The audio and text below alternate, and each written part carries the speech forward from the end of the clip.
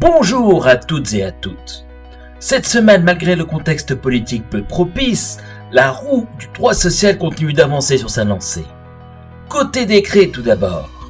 Un décret du 26 avril 2022 a précisé les thèmes environnementaux qui doivent être désormais intégrés dans la BDES.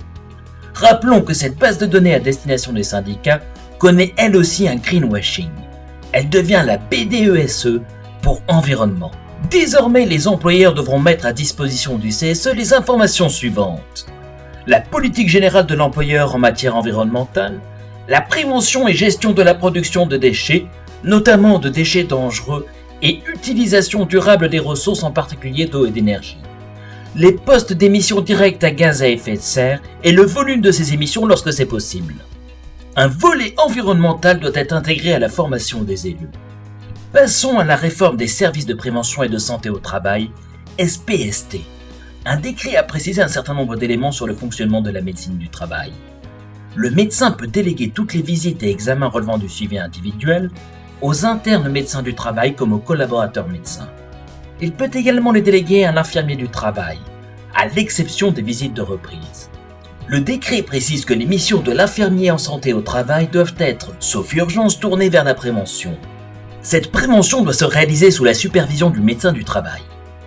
Le recours à la télésanté en médecine du travail est autorisé, sous réserve du consentement du salarié bien sûr. Basculons côté jurisprudence. Un accord de plan de sauvegarde de l'emploi peut être annulé si un des syndicats signataires n'est pas représentatif. Pour être représentatif, il ne suffit pas d'avoir obtenu plus de 10% des voix aux élections du CSE. Il faut également respecter un certain nombre de critères.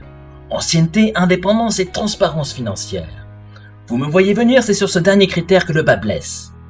Dans un arrêt du 6 février, le Conseil d'État annule la validation d'un accord de PSE pourtant signé par un syndicat représentant 80% des voix de l'entreprise.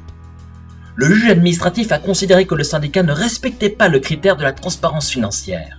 Le vilain garnement syndical n'avait publié sur son site internet qu'un bilan simplifié, alors qu'il aurait dû faire publicité de ses comptes de résultats et de ses annexes simplifiées. La validation des accords de plan de sauvegarde risque de se compliquer considérablement pour les inspections du travail, comme pour les employeurs signataires.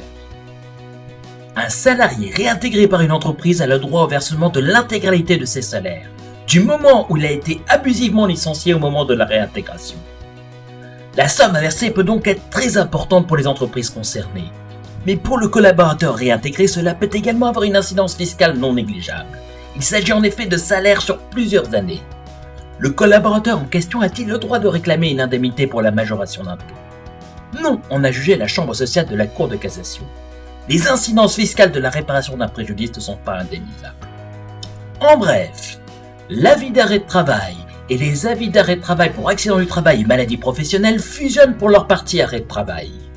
Le salarié doit toujours prévenir son employeur en cas d'accident de travail ou de maladie professionnelle. Ce dernier conserve en effet la possibilité de porter des réserves à cet arrêt d'origine professionnelle.